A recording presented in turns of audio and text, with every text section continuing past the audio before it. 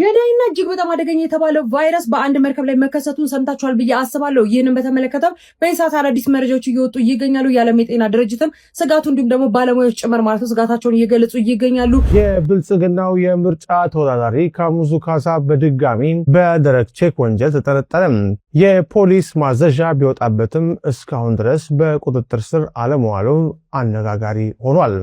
በመቶች የሚቆጠሩ ቱሪስቶችን ይዞ በጉዞ ላይ በነበረ የቱሪስት መርከብ ወይም ክሩዝ ሺፕ ላይ የተከሰተው የሃንታ ቫይረስ ዓለም አቀፍ ስጋት ፈጥሯል። ከመርከቡ ተሳፋሪዎች መካከል እስካሁን 3ቱ ሕይወታቸው አልፏል። ሌሎች 5 ተሳፋሪዎች ደግሞ ቫይረሱ እንዳለባቸው በምርመራ ተረጋግጧል። በዓለም ዙሪያ የሚገኙ ወንዶች የገዛ ሚስቶቻቸውን በድራግ እንዲያሸልቡ አድርገው እየደፈሩ ይቀርጻሉ። በሚስጥር በተፈጠረ የኦንላይን ዌብሳይት ቪዲዮውን ይለቁታል። ዜድ የተባለ የቴሌግራም ቻናል ግሩፕ ፈጥረው እንዴት አቢዩዝ ማድረግ እንደሚቻል ያወራሉ። ሰርግ፣ ዝክር፣ አንቨርሰሪ እና ሌሎች ነገሮችን ደግሶ በልቶ ጠጥቶ ቃጣጥቦ ቁጭ ማለት ቀርቷል።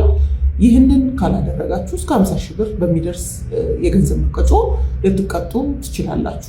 ሰላም ውድ የአቢሲኒያ ዴይሊ ቤተሰቦቻችን እንደምን አላችሁ? አዳዲስና ትኩስ መረጃዎችን በጠቃሚ መልእክቶች እያዋዛን ወደ እናንተ የምናደርስበት ፕሮግራማችን አሁን ጀምሯል። በአሁኑ ሰዓት በሶሻል ሚዲያ ላይ መነጋገሪያ የሆኑ ጉዳዮችን እያነሳን እንመለከታለን። አሁን በቀጥታ ለዛሬ ወዳዘጋጀንላችሁ ቪዲዮዎች እናልፋለን። እናንተም ቪዲዮቹን ከተመለከታችሁ በኋላ ሐሳብ፣ አስተያየት እንዲሁም ምን እንደተሰማችሁ በኮሜንት ሴክሽኑ ላይ ጻፉልን። እስከ መጨረሻው አብራችሁን ቆዩ። አቢሲኒያ ዴይሊ። ሌሊቱ ለነበሩት ፍንዳታዎች ተጠያቂ የነበረችው ደግሞ ሪስፖንሲብል የነበረችው አሜሪካ እንደሆነች ታውቋል። አሜሪካ የተኮሰቻቸው ሚሳይሎችና አሜሪካ የሰነዘረችው ጥቃት ነው እንግዲህ በባንዳር አባስና በቃሽን በሚባሉት ደሴቶች ላይ ፍንዳታዎች ሲያሰማ የነበሩ አሜሪካ መርከቦች ላይ የመጡ ጥቃቶች ናቸው። እንግዲህ እነዚህ መርከቦች ናቸው ይህን ጥቃት ሰንዝረው እንግዲህ በአሁኑ ሰዓት ላይ ከስትሬት ኦፍ ሆርሙዝ ሙሉ በሙሉ ዊዝድሮ አድርገዋል ተብለዋል። ትራምፕ እንደተናገሩት ከሆነ ዊ ክራሽ ደግሞ ኤነሚው ነው ደግሞ ጠላታችን ሙሉ በሙሉ ክራሽ አድርገናል በሚል ነገር ጽፈዋል። እዚህ ጋር እንደምትመለከቱት ማለት ነው የድሮን ሎንች ሳይቶች፣ የራዳር ሳይቶች ምናምን ሳይቀሩ እንግዲህ ታርጌት የነበሩት ማለት ነው። ስትሬት ኦፍ ሆርሙዝ ላይ ቅርብ የነበሩ ወደቦች ናቸው እነዚህ ማለት ነው። ስትሬት ኦፍ ሆርሙዝን ኮንትሮል ለማድረግና የስትሬት ኦፍ ሆርሙዝ ላይ የሚያልፉ መርከቦች ላይ ጥቃቶች ለመሰንዘር እነዚህ ወደቦችና እነዚህ ደሴቶች ክሩሻል ናቸው። ኢስፋየሩን ኮላፕስ እንዲያደርግ አያደርገውም፣ ደግሞ ተኩስ አቁም ስምምነቱ ኮላፕስ እንዲያደርግ አያደርገውም። ይሄ ላፕታፕ ነው በማለት ተናግረዋል ዶናልድ ትራምፕ። ወይ ደግሞ እጃቸውን እንዲች መታ ያደርጋቸው እንጂ ሙሉ በሙሉ የሲስፋየሩ ነው ደግሞ ተኩስ አቁም ስምምነቱን የሚያስቆም ነገር አለም። ቤተር ሳይን አግሪመንት ወይ ደግሞ ስምምነቱን ቶሎ ቢፈርሙ ይሻላቸዋል የሚል ነገር መጨረሻ ላይ አክለዋል። አይአርጂሲ ደግሞ እንደተናገሩ ከሆነ በተለያዩ ሚሳይሎችና ድሮኖች የአሜሪካ መርከቦች ታርጌት ማድረጉና የአሜሪካ መርከቦች ላይ ጉዳት ማድረሱን ክሌም ያደረገን የሚገኘው ለዚህ ጉዳት ተጨባጭ ማስረጃ እስካሁን ድረስ አልወጣም። የአሜሪካ መርከቦች እንደሉ የአሜሪካ መርከቦች ጉዳት ላይ ደረሱ እስካሁን ድረስ አልታወቀም። ግን ሴፍሊ ትራንዚት አድርገዋል ደግሞ ሴፍሊ ከነበሩበት ቦታ ከስትሬት ኦፍ ሆርሙዝ ዊዝድሮ አድርገዋል ማለት ነው ትራምፕ የተናገሩት። አይ ቲንክ ሲስፋየር ስቲል ሆልድስ የዱባይ ላይ ወይ ደግሞ ላይ አቡዳቢ ላይ እስካሁን ድረስ ሳይረኖች እየተሰሙ ነው የሚገኙት የሚሳይል ሳይረኖች። የጉዳዩ መጨረሻ ለታወቀ ሙሉ በማሳወቃቸው ይሆናል። ፎሎ ማድረጋችሁ እንዳትረሱ። ይመቻችሁ። ሰበር አሜሪካና ኢራን አዳሩን ሲታኮሱ አድረዋል። የተፈጠረው ነገር በዝርዝር ላጋራችሁ። ዶናልድ ትራምፕ እንዳሉት ከሆነ 3 የአሜሪካ የባህር መርከቦች ወይም ኔቪ ዲስትሮየሮች በሆርሙዝ የባህር ወሽመጥ አልፈዋል። የጦር መርከቦቹ በሆርሙዝ የባህር ወሽመጥ እያለፉ በነበረበት ሰዓት ኢራን የሚሳይልና የድሮን ጥቃት በጦር መርከቦቹ ላይ ፈጽማለች። ይህንም ደግሞ አይአርጂሲ አረጋግጧል። ጥቃት ፈጽመናል ብሏል።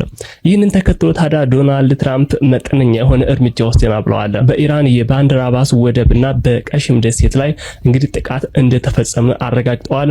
ይህንንም ቀለል ያለ እርምጃ ሲሉ ገልጸውታል። ይሁንና አሁንም የተኩስ አቁም ስምምነቱ በስራ ላይ እንደሆነም በድጋሚ አስታውቀዋል። ከኢራን የወጡ መረጃዎች እንደሚያሳዩት የባህር መርከቦቹ ጉዳት ደርሶባቸዋል። ምንም እንኳን ዶናልድ ትራምፕ ጉዳት አልደረሰባቸውም እያሉ ቢገኙም በተያያዘ አዳዲስ መረጃ ሲወጣ የማድረሳችሁ ይሆናል። ፎሎ ላይክ ማድረግ እንዳይረሳ። ገዳይና እጅግ በጣም አደገኛ የተባለው ቫይረስ በአንድ መርከብ ላይ መከሰቱን ሰምታችኋል ብዬ አስባለሁ። ይህንን በተመለከተ በኢሳት አዳዲስ መረጃዎች እየወጡ ይገኛሉ። የዓለም የጤና ድርጅትም ስጋቱ እንዲሁም ደግሞ ባለሙያዎች ጭምር ማለት ነው ስጋታቸውን እየገለጹ ይገኛሉ። ይህች በጉዞ ላይ ያለችው መርከብም እንግዲህ በዓለም ላይ እጅግ በጣም አደገኛ ከሚባሉ ቫይረሶች እንዲሁም ደግሞ ገዳይ ከሚባሉ ቫይረሶች መካከል አንደኛው ነው። በመርከቧ ላይ የተከሰተው ሃንታ የተባለው ይህ ቫይረስም እንግዲህ እጅግ በጣም አደገኛ ዝርያ ያላቸው ከሚባሉ ከአንዲስ ከሚባለው ቫይረስ ጋር ማለት ነው ተመሳሳይነት ያላቸውና እጅግ በጣም አደገኛ እንደሆነ ነው እየተነገረ የሚገኘው። በመርከቧ ውስጥም እስካሁን ድረስ ማለት ነው በቫይረሱ ተይዘው 3 ሰዎች ህይወታቸው ማጣታቸው ተነግሯል። በተጨማሪም 150 የሚደርሱ ሰዎች እንግዲህ በከፍተኛ ስጋት ውስጥ እንደሚገኙና ምናልባትም ማለት ነው እነዚህ ሰዎች በቫይረሱ ተጠቅተው ሊሆን ይችላል የሚለው ስጋትም እጅግ በጣም አሳሳቢ አድርጎታል። ይህች መርከብም እንግዲህ ወደ ስፔን እያቀናች መሆኑና በስፔንም ማለት ነው መርከቧ የምታርፈው ካናሪ በተባለ ደሴት ሲሆን እንግዲህ አጠቃላይ ማለት ነው በስፔን ውስጥ የሚገኙ የጤና ባለሙያዎች እንዲሁም ደግሞ የስፔን የጤና ሚኒስቴር እንግዲህ ከፍተኛ የሆነ ጥንቃቄ ለማድረግ በደሴቷ ከደረሱ በኋላ ኳራንታይን ማዘጋጀታቸውና ከፍተኛ የሆነ ክትትል ለማድረግ እንግዲህ በዝግጅት ላይ መሆናቸውን እየተነገረ የሚገኘው በስፔን ለመድረስ እንግዲህ ጥቂት የሆኑ ኪሎሜትሮች እንደቀሯት ጨምረው እየተነገረ የሚገኘው ቫይረሱም እጅግ በጣም አደገኛ ስለሆነ ምናልባትም እንግዲህ የመዛመት ዕድሉ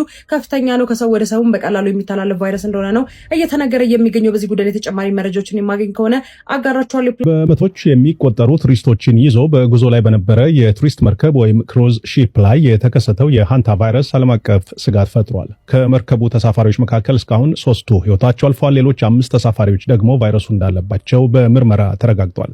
ተጨማሪ 3 ቱሪስቶች የበሽታው ምልክት ታይቶባቸዋል። በሽታው ምልክት እስኪያሳይ ድረስ 6 ሳምንታት የሚፈጅ በመሆኑ ተጨማሪ ሰዎች ቫይረሱ ሊኖርባቸው እንደሚችል የዓለም የጤና ድርጅት ዋና ዳይሬክተር ዶክተር ቴዎድሮስ አድሃኖም አስታውቀዋል።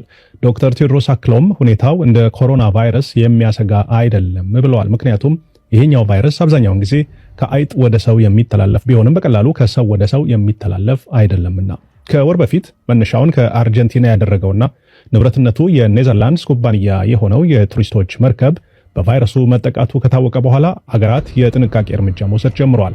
ምክንያቱም ተሳፋሪዎቹ ከ28 ሀገራት የተወጣጡ ናቸው። የቫይረሱ መኖር ከመታወቁ በፊት ከመርከቧ የወረዱ በርካታ ተሳፋሪዎች መኖራቸው ደግሞ ጉዳዩን በእጅጉ አክብዶታል። በአሜሪካ የሚገኙ የመርከቧ የቀድሞ መንገደኞች በለይቶ ማቆያ ውስጥ ሆነው ክትትል እየተደረገላቸው ነው።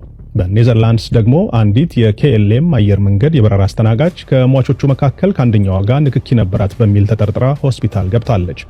ሟቿ ኔዘርላንዳዊት ደቡብ አፍሪካ ላይ ከመርከቡ ወርዳ በአውሮፕላን ወደ ሀገሯ ለመብረር ብትሳፍርም የጤናዋ ሁኔታ በማሽቆልቆሉ ከጉዞ የተሰረዘች ነች። እንግዲህ የበረራ አስተናጋጇ ከዚች ሴት ጋር ንክኪ ነበራት በሚል ነው ሆስፒታል የገባችው። እንደ የዓለም የጤና ድርጅት መረጃ ከመርከቡ ተሳፋሪዎች መካከል የ12ቱ ሀገራት ዜጎች ለምርመራ ወደ ብሪታንያ የቅድስት ሄሌና ደሴት ተወስደዋል። የጀርመን፣ የአሜሪካ፣ የዩኬ እንዲሁም የካናዳ ዜጎች ይገኙባቸዋል። ኤምቪ ሆንዲየስ የሚባለው ይህ የቱሪስት መርከብ ወይም ክሩዝ ሺፕ ለ4 ቀናት ያህል በኬፕ ቬርዴ የባህር ዳርቻ ቆይታ ካደረገ በኋላ መዳረሻውን ወደ ስፔን ካናሪ ደሴቶች አድርጎ ጉዞውን ቀጥሏል። የዓለም የጤና ድርጅትና የመርከቡ የጉዞ መነሻ አገር አርጀንቲና የቫይረሱን መነሻ ለማወቅ ምርመራ ጀምረዋል። 2 ሚሊዮን ሰዎች በሚስጥር ኦንላይን ሬፕ አካዳሚ ያስገድዶ መድፈር የኦንላይን ትምህርት እንደተካፈሉ ሲኤንኤን ደርሻለሁ ብሏል። በተለይ ሴትና ኢንፍሉዌንሰር ከሆንሽ ይሄ ይመለከትሻል። ሲኤንኤን የዓመቱን አስፈሪ የምርመራ ውጤት ነው ይፋ ያደረገው። ስህተት ሰራው ብሎ ማስተካከያ እስኪያደርግ መረጃው ለ3 ሳምንታት ያክል ቫይራል አልወጣም ነበር። ምን እንደተከሰተ ልንገራችሁ። መጀመሪያ የምርመራ ውጤቱን ከዛ ተፈጠረ ስለተባለው ስህተት እናወራለን። በዓለም ዙሪያ የሚገኙ ወንዶች የገዛ ሚስቶቻቸውን በድራግ እንዲያሸልቡ አድርገው እየደፈሩ ይቀርጻሉ። በሚስጥር በተፈጠረ የኦንላይን ዌብሳይት ቪዲዮውን ይለቁታል። ዜድ የተባለ የቴሌግራም ቻናል ግሩፕ ፈጥረው እንዴት አቢዩዝ ማድረግ እንደሚቻል ያወራሉ። ድራግ የሚላላኩትም በዚሁ ግሩፕ ነው። ማዘር.com በተባለ ዌብሳይት የሚስቶቻቸውን ገመናም ይለቃሉ። በቀጥታ ስርጭት በሰው $20 እየተቀበሉ በእንቅልፍ የወደቁ ሚስቶቻቸውን ወይም የሴት ጓደኞቻቸው ላይ በትዕዛዝ አድርጉ የሚሏቸውን ያደርጓቸዋል ይላል የሲኤንኤን ምርመራ። ከፖላንድ እስከ ምዕራብ አፍሪካ፣ ከብሪቲሽ እስከ አሜሪካና የአረቡ ዓለም ያሉ ሰዎች የግሩፖቹ አባል ናቸው። ሲኤንኤን በድብቅ አባል ሆኖ ለወር አጥንቶ አጋልጧቸዋል። ሪፖርቱን ኮመንት ላይ አስቀምጥላችኋለሁ። የዘመን ክፋት የሲኤንኤን ማስተካከያ ከ3 ሳምንት በኋላ 62 ሚሊዮን ወንዶች ሳይሆኑ የዌብሳይቱ ቪዚተርስ በሚል ይስተካከል ነው የሚለው። በወንድ ጠልና የሴት ልጅ ጥቃት ሐሳቢዎች መካከል ይሄ ትልቅ ልዩነት ፈጥሯል። ደግነቱ ግን ይህን ዳርክ ሀቅ ከእንደገና መነጋገር ያድርጎታል። ወንዶችም ተባለ ተመልካቾች ግን ዓለም ለሴቶች አደገኛ መሆኑን ግልጽ ያደርገዋል። የኢንተርኔት ችግሩ በየቦታው ያሉ ተመሳሳይ ሰይጣናዊ ፍላጎት ላላቸው ሰዎች ህብረት መስጠቱ ነው። ሀገራችን የሚፈጠረውን አስቡትና ሴቶችና ኢንፍሉዌንሰር ከሆናችሁ ይሄን አጀንዳ ማድረግ ያስፈልጋል። ከቀናት በፊት ማህሌት ማሩ የተባለችን ታዳጊ ያውም የህግ አስከባሪ አባል ደፍሮ በጭካኔ ገሏታል። በባህር ዳር በስራ ቦታዋ ላይ። መፍትሄው ምንድን ነው ትላላችሁ? ይህ ልጅ የሰው መኪና ሰርቆ ሲነዳ መኪናው ይጋጭና ልጁ ይሞታል። የሟቹም እናት የመኪናውን ባለቤት $3.6 ሚሊዮን ካሳ ትጠይቋለች። ታሪኩን ሙሉ ልንገራችሁ። ልጁ ይሄ ሲሆን የ19 ዓመት ልጅ ነው እና ይህንን መኪና ሰርቆ እጅግ በጣም በፍጥነት ነበረ ከአካባቢው ለመሰወር በፍጥነት እየነዳ ነበረ። ነገር ግን መዞሪያ ላይ ሊደርስ ሲል መኪናውን ማቀዝቀዝ ሲፈልግ መኪናው አልቀዘቅዝም ይላል። ማለትም ፍሬኑ አይሰራም ነበር እና በ90 ፍጥነት ነበረ እየነዳ የነበረው። በዛ ፍጥነት ሄዶ ግንብ ጋር ይጋጭና የልጁ ህይወት እዛው ያልፋል ማለት ነው። እናም የልጇን መሞት የሰማችው እናት የመኪናውን ባለቤት ክስ ታቀርብበታለች። ባለቤትየው ይሄ ሲሆን መኪናውን አሰርቶ ቢያቆመው ኑሮ ልጄ ያልታሰበ አደጋ አይደርስበትም ነበር። ስለዚህ ካሳ 3.6 ሚሊዮን ዶላር ይገባኛል ብላ ይህን ሰውዬ ትከሰዋለች። ፍርድ ቤቱም ግራ ቀኙን ካየ በኋላ የሚያናድድ ውሳኔ ይሰጣል። ይህ ሰውዬ እንግዲህ መኪናው ቢበላሽም የገዛ ቤቱ ላይ ነበረ ያቆመው። ልጁ ነው መጥቶ መኪናውን ያነሳበት። ስለዚህ ምንም አይነት ካሳ መክፈል አይጠበቅበትም ነበር። ፍርድ ቤቱ ግን 1.8 ሚሊዮን ዶላር ካሳ ለእናትየው ክፈል በሚል ፈርዶበታል ማለት ነው። እናንተ ፍርዱ ትክክል ነው ብላችሁ ታስባላችሁ? ሐሳባችሁን እስቲ ኮሜንት ላይ አስቀምጡልኝ።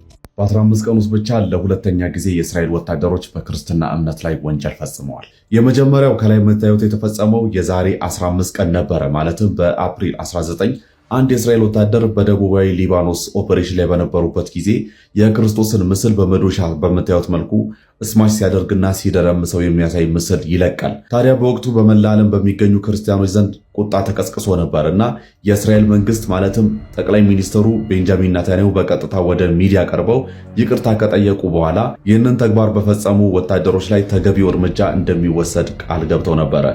በሁለተኛ ቀን ላይ የወታደሩ ማንነት ከተገኘ በኋላ ወታደሩና እንዲሁም ደግሞ ቆሞ ፎቶ ያነሳው ወታደር ሁለቱም ለ30 ቀናት እስር ይዳረጋሉ። ከዛም በተጨማሪ ሙሉ ለሙሉ ከውትድርናው ዓለም እንዲሰናበቱም ብይን ይሰጥባቸዋል ማለት ነው። በአሁኑ ሰዓት ለ30 ቀን እስር ላይ ነው የሚገኙት። በሰዓቱም እንግዲህ የእስራኤል ሚሊተሪ የወታደሮቹ የሚፈጽሙትን ምንም አይነት የሃይማኖት መብት ጥሰት አንታገስም ሲል አስታውቆ ነበረ። በማግስቱ ነው ያንን ምስል በቦታው በአዲስ አመቶ የሰካው። ነገር ግን በ15ኛ ቀን ማለትም በትናንትናው ዕለት ሌላ የእስራኤል ወታደር እንግዲህ በምታዩት መልኩ እዛችሁ መንደር ውስጥ በደቡባዊ ሊባኖስ ውስጥ የክርስቲያኖች መንደር ውስጥ ገብቶ እንዲሁ በምታዩት መልኩ ለራሱ ሲጋራ ይዞ የቅድስት ድንግል ማርያም ሐውልት ላይም እንደዚሁ ሲጋራ ሲያደርግ የሚያሳይና ሲሳለቅ የሚያሳይ ምስል ይለቃል።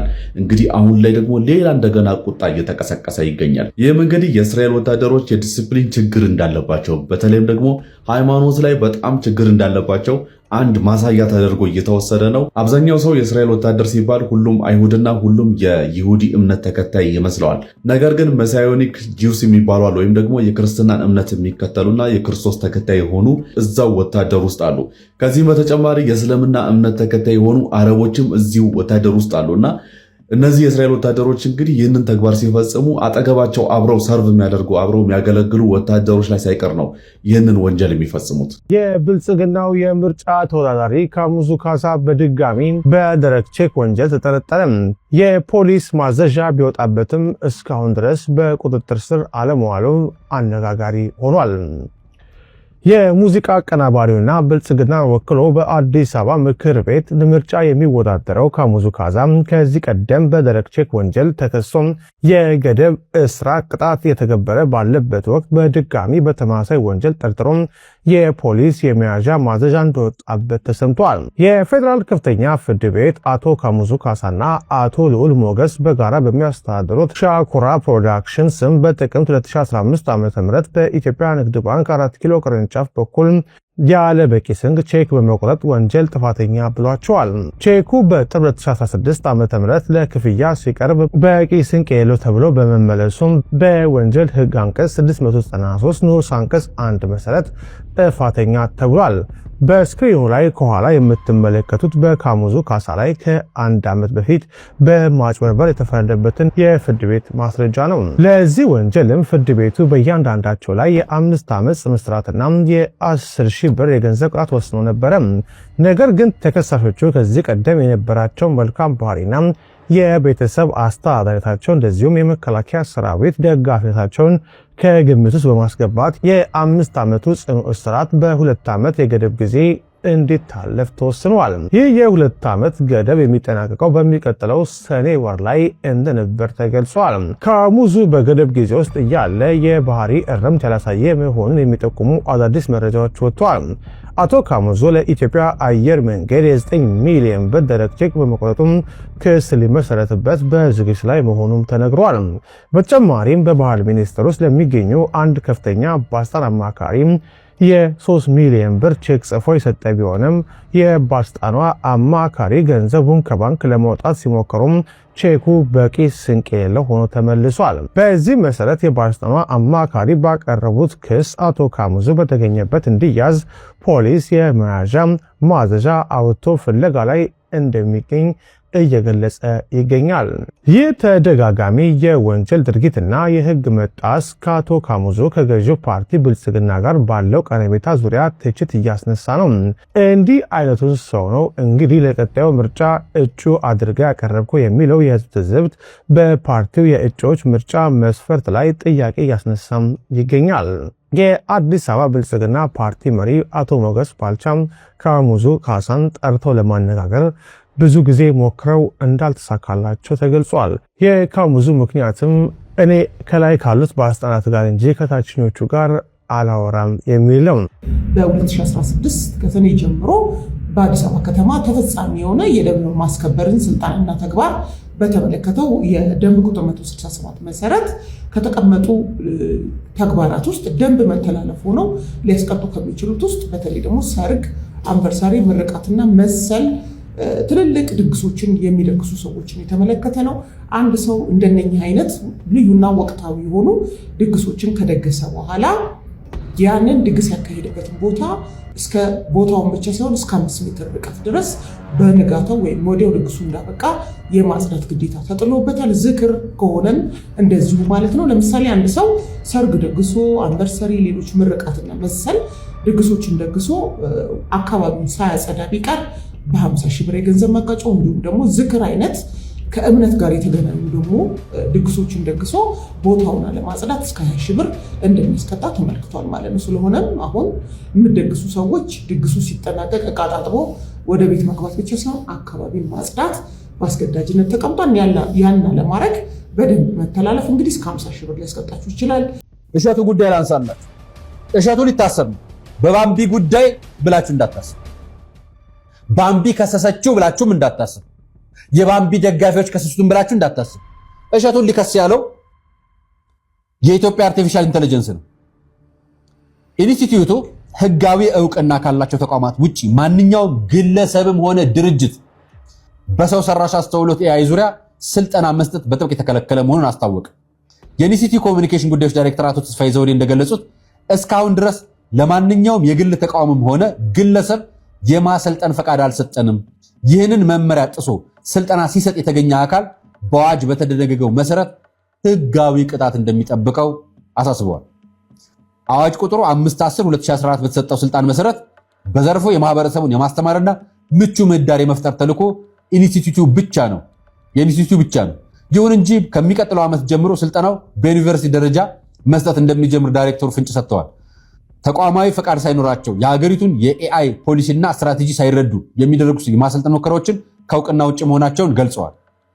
ህብረተሰቡ ራሱን አደናጋሪ ግለሰቦችን ይጠብቅና ለአላስፈላጊ ወጪዎች እንዳይዳረግ ጥሪ የቀረበ ሲሆን ማንኛውም ዜጋ ከዘርፉ ጋር የተያያዙ ጉዳዮችን ማከናወን የሚችለው ከኢንስቲትዩቱ ጋር በመቀናጀት ብቻ መሆኑን ተመላክቷል። የወንጀል ተጠያቂነትን ለማስቀረት ማንኛውም ስልጠና ከመጀመሩ በፊት ህጋዊ ፈቃድ ማግኘት ግዴታ መሆኑን ተቋሙ በድጋሚ አስገንዝቧል። የወንጀል ተጠያቂነት አለብህ ብለውታል። ይሄ ማለት ምን ማለት ነው? ይሄ ዜና የተዘገበው ትላንትና ማምሻው፣ ዛሬ ጠዋት ይዩት። ወንድማችን እሸቱ መለሰ የኤአይ ስልጠና ቀጠሮ ሰጥቶናል። በድጋሚ ይሄ ዜና እሱ ነው የሰጠው። እሸቱ መቼም መታሰር ፈልጎ አይደለም ወይ መረጃውን አልደረሰው ከሆነ ወዳጆች አድርሱለት። መቼ መሰላችሁ ስልጠናውን የሚሰጠው? ከግንቦት 10 ጀምሮ ይሄንን ፕሮግራም ስቀርጽላችሁ በ7 ደቂቃ ልዩነት ነው ፖስቱ የተለጠፈው። ይሄ ዜና የወጣው ከ12 ሰዓት በፊት ነው። ማህበራዊ ሚዲያ ሞኔታይዝ እንደሚያደርጉ ወይ ደግሞ ይሄንን መረጃ ያልደረሰው ከሆነ አጋሩት፣ እንዳይታሰር ንገሩት። አርቲስት ቴዎድሮስ ካሳሁን ስለ ሀገሩ በተረዳሁት ሀገር የሞተችበት የት ሄዶ ያለቅሳል ሲል መቼም ኬንያን እንዳላለ፣ ሱዳንን እንዳላለ፣ አሜሪካን እንዳላለ ሁላችንም ማስተዋል እንችላለን። እኔ ደግሞ ልክ ብዕሯ እንደፈቀደችልኝ ኪነጥበቡ ለሱም እንደፈቀደችው ለኔም ስለምትፈቅድ ሀገሬ አልሞተችም አለች ትኖራለች ማለቴ ያስቀየማቸው ሰዎች አሉ። እኔ ከቴዲ ጋር ምንም አይነት የግል ጉዳይ የለኝም።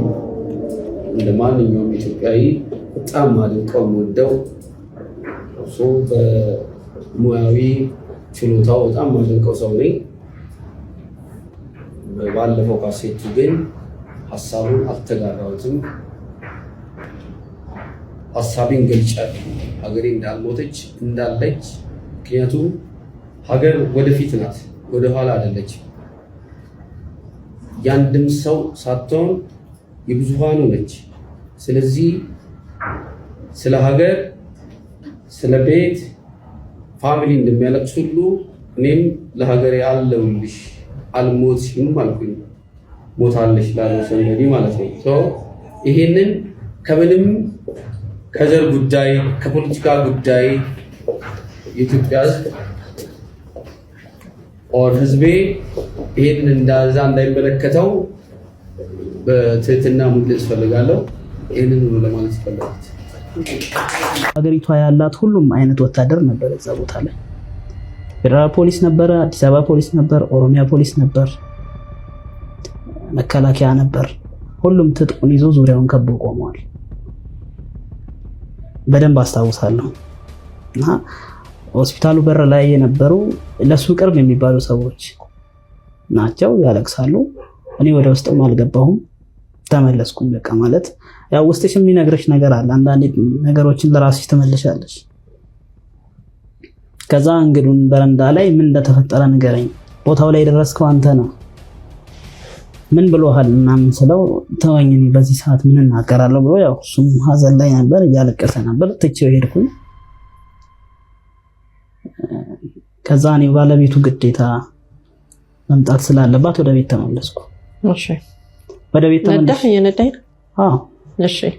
ወደ ቤት ተመልሼ እሷን አምጥቼ አብረን ገብተን አየን። እዛው ለብስታር ምንም አይነት ሰውነቱ ላይ ምንም አይነት ነገር የለም። ምንም ይሄ ተጎዳ የተገላታ ነገር ምንም አይነት ነገር የለም። እዚች ጋር ብቻ የደም ምልክት አለ እና ከዚህ በላይ ቲሸርቱን አውልቀውታል። ከዛ ሄጄ መኪናውን ሳይ ቲሸርቱ የለበሰው ቲሸርት የመኪናው በድራይቨር በኩል የመኪናው ኪስ ውስጥ ተከቷል። ቲሸርቱ ደም አልነካውም። በጥይት ተመታ ተባለ፣ ጥይት አልበሳውም። ቲሸርቱ በስትራይፕ ነጭ ቲሸርት በስትራይፕ ያለበት ቲሸርት ነው። እንግዲህ ሰው ጥይት ሲተኩስብሽ አጫሉን አይነት ሰው ልብሱን እስከታወልቂ ድረስ ምን አይነት ንቁ ሰው እንደነበረ የሚያውቀው ሰው ያውቃል። እና ከዛ በኋላ እዛ አካባቢ እኔ ብዙ አልቆየሁም። ለመንቀሳቀስ በመሞክርበት ሰዓት በመንግስት የጸጥታ ኃይሎች ቁጥጥር ስር ውዬ ወደ ማዕከላዊ ወሰዱኝ። እኔ እዛ ነው ያደርኩት። ከዛ በኋላ ያለውን ነገር መናገር አልችልም። ያው ማለት ማዕከላዊ ነው ያደርኩት። ለምንድን ነው? ይሄን አልሰማሁም ነበር። አይ ዶንት ኖ እንግዲህ እነሱ ናቸው የሚያውቁት። አንቺ ስትያዢ ለምን እንደተያዝሽ የምትሰሚው ምናልባት ከዛ በኋላ በሚፈጥርልሽ እድል ሊሆን ይችላል። እኔ የማውቀው መያዜን ብቻ ነው። የምነዳውን መኪና እንዳልነዳ ከፊት ቆመው አምቡላንስ አምጥተው እኔን አምቡላንስ ውስጥ ከተው የኔን መኪና ሌላ የፖሊስ አባል እያሽከረከረ ወደ ማዕከላዊ ነው የሄድኩት። እዛ ገብቼ ጠዋት 12 ሰዓት ነው ኢቭን የካቴና እጄ ላይ ገብቶ ታስሬ ምናምን ነው ብረት ታስሬ ነው የሄድኩት። እንደዚህ መታሰር ሲባል በሴፍቲ ተይዞ መኪና ላይ ቁጭ ብዬ ምናምን አይደለም። እጄ ላይ ብረት ገብቶ አምቡላንስ ውስጥ ተከትቼ ነው የሄድኩት። አብሮኝ የሱ ጓደኛ ነበረ፣ ያን ምሽት አብሮኝ የነበረ ገቢና አብሮኝ የነበረ እሱም እንደዛው በተመሳሳይ የሁለታችንም እጅ ላይ ካቴና ገብቶ ነው ማዕከላዊ ገብተን ኮሚሽነር ሐሰን ናቸው እዛ ከገባን በኋላ ከእጃችን ላይ ካቴና እንዲወልቅ ያደረጉት። የምትመለከቱት ነገር ምን እንደሆነና ለምን እዚህ መንገድ ላይ እንደሚጣልም የምታውቁ ሰዎች ትኖራላችሁ ብዬ አስባለሁ። የምታውቁትንም ነገር ኮመንት ላይ እንድታስቀምጡ እጠይቃችኋለሁ። እኔ የማውቀውንና ጠይቄ ከሰዎች የተረዳሁትን ነገር ግን እንግዲህ ወደ እናንተ ወደ ተመልካቾች የማድረስ ግዴታ አለብኝ። አዎ በእርግጥም ይሄ ነገር መንገድ ላይ የሚጣለው በአጋጣሚ ሳይሆን ሆን ተብሎ በዚህ መንገድ እንግዲህ የሚያልፉ ማንኛውም ሰዎች ህፃናትም ሊሆኑ ይችላሉ እንዲጠቀጥቁትና ይህንን ተጠቅሞ የጣለው ሰውዬ የነበረበት ህመም እነዚህንን ማለትም የሚጠቀጥቁትን ሰዎች እንዲይዛቸው ሲባል ነው። ይሄ ምን ማለት እንደሆነ ላስረዳችሁ፣ ፎሎ እያደረጋችሁ አድምጡኝ። አዎ ይሄ የምትመለከቱት አረም ወይም ደግሞ እጽ ብዙ ጊዜ በባህል ሐኪም በአማርኛ በጠንቋይ ወይም ደግሞ ሰፈር ውስጥ ስለ እንደዚህ አይነት ነገሮች በሚያውቅ ለታመመ ሰው የሚሰጥ የባህል መድኃኒት ነው። ምን ያደርጋል? እንዴትስ ነው የሚሰራው ካላችሁኝ ደግሞ ልንገራችሁ። ይህንን አረም ወይም ደግሞ ይህንን እጽ እንግዲህ ሰዎቹ ከባህል ሐኪሙ ይቀበሉና አምጥተው ቤት ውስጥ ምናልባት እንግዲህ የተለያየ ህመም ሊታመሙ ይችላሉ። በፈላ ውሃ ተቀቅሎ ከዛ እንፋሎቱን ሰዎቹ ይታጠኑታል ማለት ነው። ከዛ በውሃው እንፋሎት ማለትም ይሄ አረም በተቀቀለበት ውሃ እንፋሎት ከታጠኑ በኋላ ይሄንን አረም አውጥተው ሰፈር ውስጥ ያለ ዋና የሰዎች መተላለፊያ ላይ ያስቀምጡታል። ለምን የሚለው ነው ዋናው ነገር። መንገድ ላይ የሚጣልበት እንዳልኳችሁ ሆን ተብሎና ታስቦበት ነው። ቆሻሻ መጣያ ውስጥ አይደለም፣ ዋና መተላለፊያ መንገድ ላይ ነው የሚጣለው። በድጋሚ ለምን ካላችሁኝ በዛ የሚያልፉ ሰዎች እንዲጠቀጥቁት። ሰዎቹ በመጠቅጠቃቸው ይሄንን የጣለው ቀድሞ የታመመው ሰውዬ ምን ጥቅም ያገኛል ካላችሁኝ እሱን አሞት የነበረው ምንም አይነት ህመም ሊሆን ይችላል። ልክ በዚህ ውሃ ታጥኗል። አረሙን አውጥቶ መንገድ ላይ ሲጥለውና ይሄንን አረም ሰው ጠቅጥቆት ሲሄድ እሱን አሞት የነበረው ህመም እሱን ይተወውና የጠቀጠቀውን ሰውዬ ይይዘዋል። ማለትም በአማርኛ ከሱ ጋር የነበረ የሆነ አይነት መንፈስ ወደ ጠቀጠቀው ሰውዬ ሽፍት ያደርጋል ማለት ነው፣ ወይም ሰው ይቀይራል ማለት ነውና እንደ ማህበረሰብ እጅግ በጣም ያሳዝናል። መጥፎ የሚባሉ ልምምዶች ውስጥ ነው ማህበረሰባችን ያለው። ሁሉንም ማለት አይደለም፣ ግን እጅግ በጣም ብዙ የማህበረሰብ ክፍል በእንደዚህ አይነት ጠማማ አሰራር ውስጥ እንደሚኖር እንደሚታወቀው ከሰው ጋር ነው የምንኖረውና ማስተዋል እንችላለን። ሁለት ነገር ግን ማስገንዘብ እፈልጋለሁ። የመጀመሪያው ይስራ አይስራ እኔ አላውቅም፣ ግን በተለይ መንደር ውስጥ የምትንቀሳቀሱ ወይም ደግሞ የምትራመዱ ሰዎች በጥንቃቄ ተራመዱ። ማለትም ምንም ነገር ስታዩ በእግራችሁ ጠቅጥቃችሁ አትለፉ፣ አስታውሉ ማለት ነው። ሁለተኛ ደግሞ ይሄንን የምታደርጉ ሰዎች ማለት ከእናንተ ጋር ያለ እናንተን ያሰቃየ፣ እናንተን ያስመረረ፣ እናንተን እረፍት የነሳ ህመም ወይም ደግሞ ደዌን ወደማያውቀው ሰው ማስተላለፍ፣ እኔ ደላለሁንና ያኛው ይሄንን የሚጠቀጥቀው ሰውዬ ይሰቃይ ብሎ በሰው ህይወት መፍረድ፣ ይሄ በእርግጥም ሰይጣናዊነት ነው። ለሰዎች አለማዘን ነው። ይሰራል አይሰራም እሱ ሌላ ጉዳይ ነው።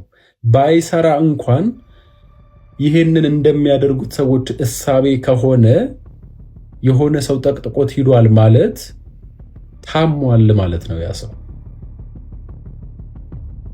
እና ምናልባትም ይሄንን ህፃናትም ሊሆኑ ይችላሉ የጠቀጠቁት።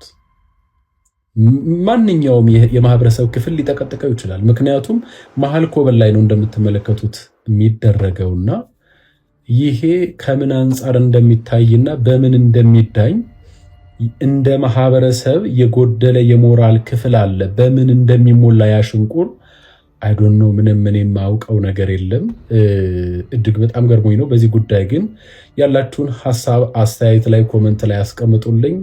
መልካም ጊዜ እንግዲህ ውድ የአቢሲኒያ ዴሊ ተመልካቾቻችን ለዛሬ ያዘጋጀንላችሁ አዳዲስና ትኩስ መረጃዎች እንዲሁም ጠቃሚ መልእክቶችን የያዙ የተለያዩ ቪዲዮዎች እነዚህን ይመስሉ ነበር። እናንተም እንግዲህ ስለ ቪዲዮዎቹ ያሏችሁን ሐሳብ፣ አስተያየት እንዲሁም የተሰማችሁን በኮሜንት ሴክሽኑ ላይ ጻፉልን። በቀጣይ ምርጥ ቪዲዮ እስክንመለስ ቸር ቆዩን።